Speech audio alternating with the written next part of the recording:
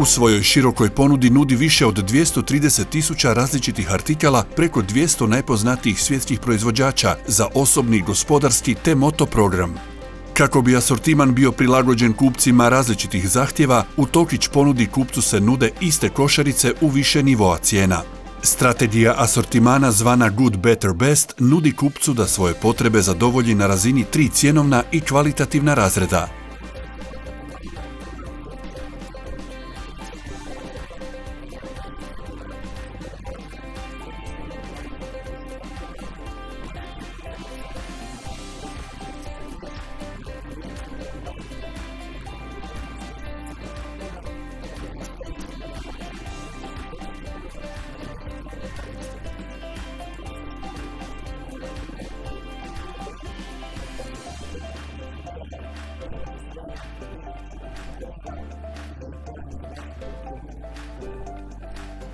Nove TQ proizvode karakterizira visoka kvaliteta koju smo postigli pažljivom selekcijom dobavljača mahom europskog podrijetla.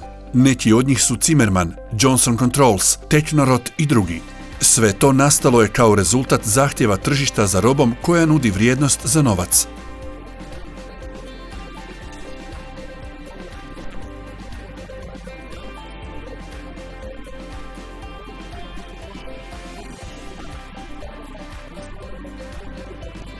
Osim TQ-a, Tokić u ponudi ima još dvije privatne robne marke, Atom i Hector. Hector se pokazao kao najčešći izbor mehaničara po pitanju alata i servisne opreme pri ugradnji u servisne centre. Uz široku ponudu svih svjetskih brendova ulja, Tokić na hrvatskom i slovenskom tržištu nudi brend Manol. Ulja su proizvedena po najvišim standardima i odobrena su od strane svih najpoznatijih svjetskih proizvođača vozila. Kao posebna ponuda za hrvatsko tržište, u Tokiću je prisutna linija putničkog i teretnog programa guma marke Nordex.